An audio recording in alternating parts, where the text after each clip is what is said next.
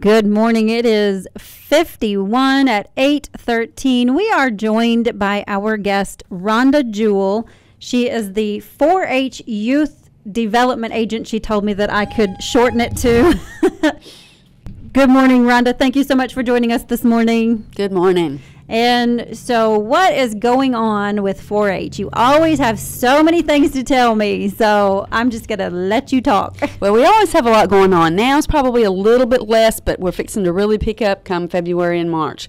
But I will kind of share with you some of the things that have been going on and some of the things that will be coming up. First of all, we've got Horse Club that meets tomorrow night, January 24th at 5 o'clock. We meet once a month at 5 o'clock at the Extension office, typically on Thursday nights. It's led by Karen Hester, and her kids grew up in the Livingston County 4-H program. She's very knowledgeable, very excited, and just wants to share her enthusiasm of horses with kids. The club is open from 9 to 18. However, we do have several clover buds, and that means those are from, I would say, anywhere from the age of 7 on to 18. Clover buds are accepted also. And another good thing about the horse club is you don't have to have a horse to be a member of the club. You can, and there's lots of opportunities for those that do have horses, but there's lots of learning and fun hands-on opportunities for kids that don't have horses. Kids have an opportunity to participate in horse judging clinics, which I know last year we went to Murray. They had the equine department put on a horse judging clinic for the kids to kind of learn what judging's about, just to get some practice and some knowledge. We also have hippology, which is horse bowl. It's kind of like academic team, but it's all about horses. Talking about the different breeds, the types of saddles, the different types of horse equipment, feeds, and all different kinds of things. So it just gives you good general knowledge about horses. And again, you don't have to have a horse. You just have to have that passion and like horses. Also, as well as horse judging. Just like livestock judging, there's horse judging. And it's different principles that they're looking for, but yet it's still an opportunity to be in the barn, have an opportunity to see what makes a good quality horse. And again, you don't have to have a horse for that. We also, for those that do, we have county horse shows. Now, we don't have county horse shows. Years ago, we had a huge 4-H horse program, and we did have horse shows. But in neighboring counties, Hopkins County, Lyon County, Christian County also, they do have county horse shows, 4-H shows that kids can participate in. We also have district horse shows as well as a state 4-H horse show. So there's different opportunities, again, for those that do have horses and those that don't. I will say the club is open. If anybody would like to come tomorrow night and just check it out, please do. We welcome new members all the time. So we're getting... What were the hours again for tomorrow night? 5 o'clock at the Extension office. It goes from 5 to 6. Okay. And if anybody has any questions, they're welcome to call me at the Extension office. They can email me. Our phone number is 365-2787. Call me anytime. We also have our tomorrow. As a matter of fact, tomorrow we have 3 things at one time. So oh, wow. Thank goodness for the very devoted leaders. Right. Unit 2 sewing is going to be taking place, and this is our girls that sewed in the Unit 1 last year. They're going to be moving up, and they're going to be working on a quilted backpack or quilted duffel bag. And so they're going to be increasing their skills by learning how to put in a zipper. And we've got about 5 girls that are going to be doing that. They're led by Peggy Cox, Mary Lou Stevens, Betty Ballard, and Loretta Fitzgerald. And we are blessed to have 2 master clothing volunteers in our county. That's Peggy Cox and Mary Lou Stevens. And again, some very dedicated volunteers that teach these girls. They get to learn to sew on a machine. They use a serger. They also have to hand stitch. So they're getting lots of skills. Livestock Skillathon is also taking place. Now, this is some of our livestock judging kids that are interested in Skillathon, and Skillathon's kind of like horse bowl. It's kind of like a knowledge thing. It's not where you have to answer questions to a buzzer, but it is where you have to identify different types of market meats, wholesale meats, different feed, different. Again, they do livestock judging. They identify different breeds, tools and equipments, and a lot of different things. There's a contest that's going to be on February the 16th in Bowling Green, and this is the first time we've done Skill-a-thon in a very, very long time. Lisa Trimble has taken this on, and she's very knowledgeable at the Quiz Bowl because she's led the academic team, but she's also very knowledgeable in the livestock end. So anyway, the kids are doing a great job. They have been practicing Tuesdays and Thursdays and working really hard. Those that are going to be going are Adeline Conger, Lakin White, Lainey McConnell, and they make our intermediate team. And then we've got Katie Trimble that is going, she's our only senior, so we don't have a senior team, but yet she's just going for the experience, and they do also get individual awards. And we also have Isaac Lane, who can't go to the competition, but he has come to every practice, and he's working very hard. Oh. He loves livestock. He eats it up. Anything to do with farming, he loves. So anyway, it's been a very good experience, and we're interested to see what this contest is going to be like on the 16th. So anyway, wish us luck. Yeah, very much. It's time for Tattoo, which is our Teens Against Tobacco Use, and this is a teen-led teen mentoring program where they teach elementary and middle students about the dangers of tobacco. And applications are accepted now through January the 31st. You can get applications at the high school, at the Cope Center, or you can get them at the Extension office. It is only open for Caldwell County high school students, so they do have to be in the 9th or the 10th grade and attend Caldwell County High School. They applications also do require a letter of recommendation also. Those again can be turned in at the Cope Center, at the high school, to Lacey Gilkey, or to myself at the Caldwell County Extension office. And we've had this tattoo team for several years, and the kids always enjoy it. We try to make it try to make it as realistic as possible, and just want them to understand the dangers and the health hazards of tobacco use, and hopefully helping them to make a good choice and stay tobacco free. Our Teen Leadership Academy, which is, again, Caldwell, Lyon, Trigg, and Livingston. It's a middle school leadership opportunity for kids in those counties. We get together once a month, and they get to learn about different things, tourism. They're learning about the judicial system next month. This month we're in Princeton. We went to Princeton Finishing and Hydro Gear. They learned about industry in both of those visits, and one of the kids said, "Gosh, I didn't know Princeton had so much to offer." Right. And so it's kind of eye-opening for them, because even though they've lived here all their life, they don't know that we have a sock factory. And Princeton Finishing is kind of a different, because they don't have to market their product. They sell to Wigwam, so the Wigwam tells them what they want, and I think that's pretty interesting setup, pretty interesting business setup. And then Hydro Gear is amazing with the robotics and they employ 500 people in the county, and I know a lot of my former 4-Hers work there. It's a really interesting and eye-opening opportunity for the kids just to see. It's the first time some of them have been in a factory. We have to put our earplugs in. We have to put the shoes, what do you call them? Covers, shoe covers. Well, steel toe. Oh, you have okay. to put on these kind of like these rubber ducky things, as well as safety glasses. So it's kind of neat. That's kind of fun for the kids. It's just, again, it's an eye-opening experience to see what it would look like to work in a factory.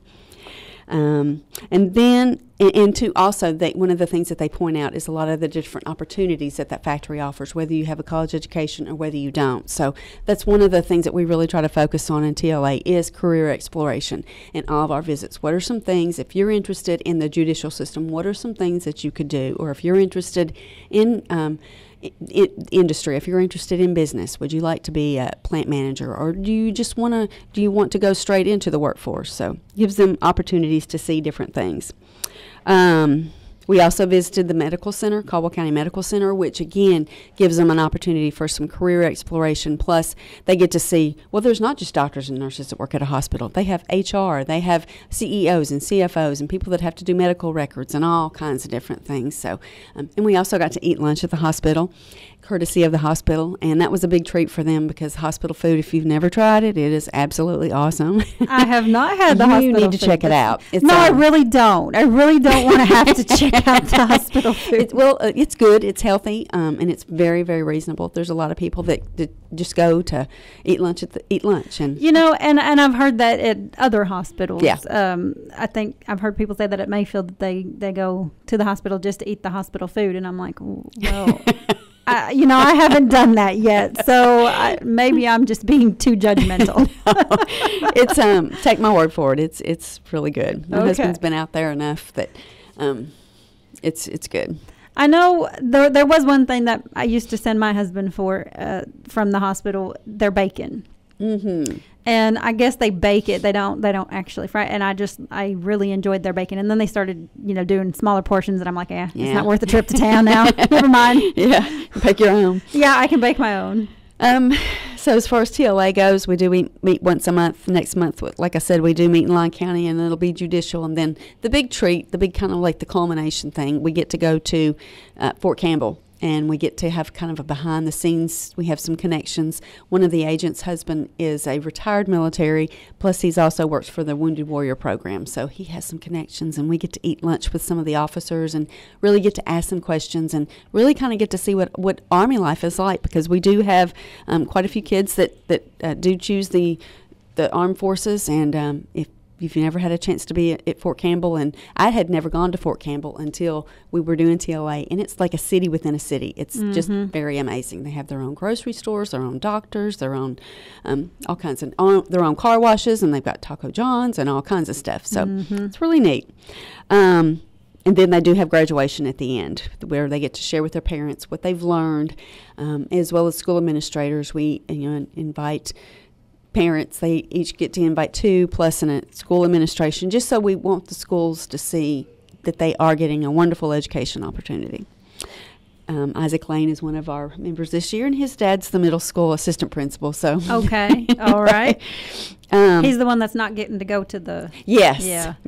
Yeah, that's sad. You go to every practice and don't get to go to the. Yeah, he just likes to learn, and he's one of those that in livestock judging, you're out at the barn and you're looking at the different, whether it's cows, sheep, goats, or pigs, and then you get back. He is the one that is not goofing off. He is the one that is really trying to get his notes right, because if they have to give reasons, he is the one that's really focused on doing livestock judging. So he knows what he wants to do when he grows up, huh? I guess so. He's very driven as far as agriculture and livestock goes. We've also got poultry, another form of agriculture, not livestock, but we have our poultry club, and they meet Monday, January the 28th, and they typically meet on Monday afternoon after school from 3:30 to 4:30. And it's not just poultry, we have rabbits also. Our leader is Chelsea Hopper, and she loves chickens and rabbits, and she brings a lot of enthusiasm. We do have a small group. She wanted to start with a small group, and a very focused group. We're really excited, and a lot of times she'll bring her chickens or rabbits, or some of the kids will bring theirs, but not all the kids have any type of poultry. They just want to learn about these things. And there's also poultry judging. There's poultry state poultry contest and different things that they can participate in. And some of our kids hopefully will start showing. I know Hopkins County has shows at their county fair, and several around do. So anyway, hopefully this is our first year. Hopefully we're going to just grow from there. And we've also got Craft Club that meets next Wednesday. Craft Club, there's about 20 members. And it's led by Rebecca Hendon with Amy Lewis, and Jerry Slaughter also assist. Sometimes they have their hands full just because Rebecca likes to do some good quality crafts that they're able to enter into our exhibit day at the end of the year. And that's kind of like our fair day, since we don't have a fair, but that gives them, that's kind of like the qualifying event for the state fair. So they always work on some very fun things, and usually sometimes some gifts for their parents and different things like that. So but that's Wednesday the 30th. We also, I brought a calendar. We have our 4-H calendars that are for sale. This is something that some of our fundraising committee for the 4-H Council kind of put together, and we had several, like Sally Hart and Heath Cummins put a lot of time and effort into it. But it was really basically just an opportunity for us to raise some money to help keep our overall camp costs down. The cost of camp is going up and up. The quality is going up and up. So the cost has gone up. And we try to keep that base cost down for all of our campers. We do also offer scholarships for those that just can't afford the whole cost. But we just try to keep it fair for, to help as many kids as possible. And so the funds that we raise from this are put toward that. This is our first year to do it, but we're really, really proud of the outcome. On the cover, there's different 4-H'ers and different programs that they participated in, whether it be livestock judging, country ham, shooting sports, speeches and demonstrations, camp, whatever that may be. And then on the inside cover and the back cover also. And then on the inside, local farmers from the area sponsored a page, and they have their picture, however they chose to do their picture, and then they also, a few of them have some comments about their farm, how they got into farming, if they had a 4-H experience or background, and those kinds of things. So we're very grateful to those farmers for helping us, as well as just really, I am very thankful for the volunteer leaders to go through the trouble of making the calendar, because it was some trouble. It was some work, but very, very, very pleased with it. It's a very nice calendar. I looked through it. I think Shane showed me a copy of one, before Christmas, I think even, and there's some really nice pictures in here. Yeah. They are available at the extension office if anybody would like one. They're one for $10 or two for $15. It's still January, so we're still putting up our new calendar, so it's not too late. So come by and get you one, and or I'll bring you one if you want. She will deliver. Yes, within reason. Yeah. We also... You mean you won't drive one to Mayfield for me? No. Okay. I'll mail it. Okay. We also have, it's time for Country Ham again. We have 21 that are signed up to do our Country Ham project, and this... part of the project is they purchase two raw hams, and it's $60 to do the project. You can't buy one ham for $60. So they're really getting a bargain. Plus, the family's getting to share a ham that their child or their grandchild cured themselves. They cured the 2 hams. We go to Brabant's, which is, or B&B Brabant's, which is in Katoa. Beth and Ronnie Drennan opened their business up to us, as well as several other 4-H groups from around. I'm not sure how many kids they do, but I know it's way over 100 that they help.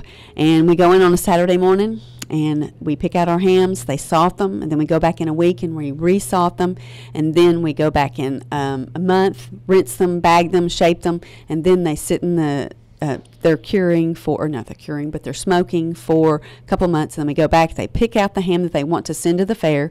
It goes to the fair, and then they also go to the fair to give a speech, and then at the end, then they get to keep their ham. They get both their hams. But anyway, it's a really good opportunity to kind of work in those communication skills. That's one of the things that we try to do a lot in 4-H. It's one of the things that 4-H does very well, is to help build communication skills. But we do have 21 kids that are signed up this year, and really excited. We had 24 last year, so we lost a few, but we also gained some new ones. So anyway, I'm excited to see what happens. Our hams always do well at the state fair, as well as our kids do well. So anyway, we start on the 9th of February, and then we go on the 23rd of February, and then March the 23rd. And again, we're very grateful for Ronnie and Beth, because all we do is buy the hams. We use their mix, their cure mix, their business. They go way above and beyond. We've also got Team Retreat coming up. This is going to be March the 29th through the 31st, and this is kind of like camp for teens. It's held at West Kentucky 4-H Camp. The theme is Party in the USA, so we're really hoping to kind of jazz it up this year. This is open to 4-Hers, again, that are in the 8th through the 12th grade, so our 8th graders get to go. So I'll be promoting this with our 8th graders on Friday when I go to the middle school. But again, it's a chance to have some opportunity to gain some leadership skills, have some fun, meet kids from all across the west end of the state, from Mayfield to Todd County, plus we also invite District 5 and some from District 6. So we have people come as far as from Bowling Green. So anyway, we're hoping for a great year this year. We don't conflict with prom. We did last year, so that was, but this year we don't hopefully conflict with anything. So again, March the 29th and the 31st, the cost is $90. And if anybody is interested, just give me a call. Give me a message. I've got some information on our county Facebook page, our Caldwell County 4-H Facebook page, so they can check it out there also. We've also got Vet Science coming up. This is going to be the first 3 Tuesday nights in February, the 5th, the 12th, and the 19th. This is open to anyone from 3rd grade through the 12th grade. And this is an opportunity to learn, to kind of see what a vet does, to get some hands-on experience, as well as just kind of learning what a vet does. Plus, they also they gain knowledge about how to take care of their animals. When do I need to take my dog to the vet? Or if they're fixing to have puppies, how can you tell that they're fixing to have puppies? And all kinds of different things. There's a record book that goes along with it, and if the kids complete the record book, and I will say it's kind of like almost like high school biology. And we know that, sometimes on some of the stuff they have to have assistance from their parents. But it's if they like science, they'll eat it up. I love it. But they'll do the record book, and then they go through all 3 sessions. Dr. Rogers and Dr. Luna let them come in on a Saturday morning, and they get to kind of be the assistant for the day. So we've had some kids that have had some really fun hands-on experiences. I did forget to mention that it is Dr. Rogers, Stan Rogers, and Dr. Luna that offer this, and I guess Dr. Rogers has done it for close to 30 years. So it's a wonderful opportunity for kids that have an interest in animals and want to be a better pet caretaker. And that's enough for now, I think. Oh, that was a lot. My goodness. So the one thing, so many things I should have been writing down as we were going along, but the last time you were here, yes, thank you. Last time you were here, you talked about something coming up for 4-H. You weren't ready to quite talk about that for the 4-H camp. Oh, yes. Are we ready to talk about that yet, or we still need? I'll tell a little. And I have tried to share the updates. Shane Browning, who's our camp manager, has kind of like been live on some different things, and I've tried to share that, and I know some people have caught it, some people haven't. I've tried to share it with a lot of my school clubs also. One of the things that they're working on now is a permanent slip and slide, and it's like a 250-foot slip and slide, and it's got a bubble, I forgot what he said, Big Daddy bubble thing as you go through. So we're really excited about that. Last year was the first year that our camping group had slip and slide, and it was a big tarp with baby shampoo. The kids loved it, but it wasn't. They loved it because it was something different. It was fun and it was wet, but they're going to love this. We also have, there's several other things that caught me off guard. I wish I could have caught. But one of the different things that we're going to be doing as far as in the cabins, we're going to have, I forgot what they're called, but they're kind of like cabin, I guess you could say cabin assistants. We're piloting a program called Camp 2.0, and it's giving it's going to helpfully help the whole flow of camp. There will be one cabin, I guess you could say, little cabin manager in the cabins. They're going to be working with the volunteers and doing different things. They also will have camp responsibilities, like they'll have serving duties. That'll be that'll be part of their job, or they'll be cleanup. They may be janitorial or maintenance or whatever that may be. But they're also going to be people that are going to be in the cabins, kind of help guiding the leaders, taking some of the load off the leaders, and just kind of helping again the flow of camp. They will be at camp all summer long. They'll, if anyone is interested, they can contact me about applying for camp. And this is a wonderful job for college kids. They stay there during the week, go home on the weekends. They did their food, and they no expenses. So and a lot of fun. You get to be with kids all summer long. But it is it would be a really fun opportunity. Next time when I come, I'll be a little bit more prepared and I'll be able to share a little bit more.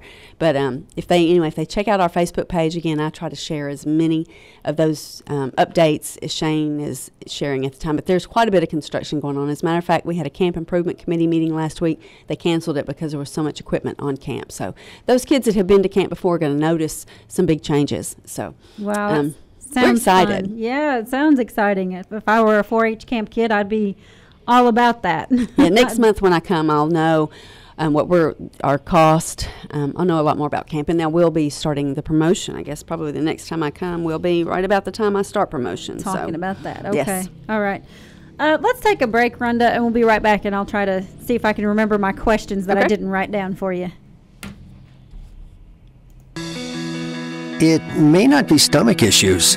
For me, it's intense gas, or pain, or diarrhea, sometimes all at once, over and over. I spent years with the symptoms but could never figure it out. No matter what I did, they never went away. So I decided to break it down for my doctor and get really specific about my symptoms. We discovered that exocrine pancreatic insufficiency, or EPI, may be the reason for my stomach issues. EPI is caused by my pancreas. It leads to diarrhea, gas, bloating, stomach pain, unexplained weight loss, and oily stools. The symptoms just don't go away. But EPI can show up with even one symptom. The good news? EPI is manageable. But to get to the right diagnosis, you have to break it down for your doctor and get specific about the severity of your symptoms. Visit identifyepi.com to learn more and use the symptom checker to help change the conversation with your doctor. Brought to you by AbbVie. Here's your WPKY Weather Edge Weather Center forecast. Rain today until about 5 o'clock when it's going to turn to snow, and the temperatures are going to fall to around 34 today. Cloudy skies overnight with an overnight low around 22. Cloudy tomorrow with a high of 38.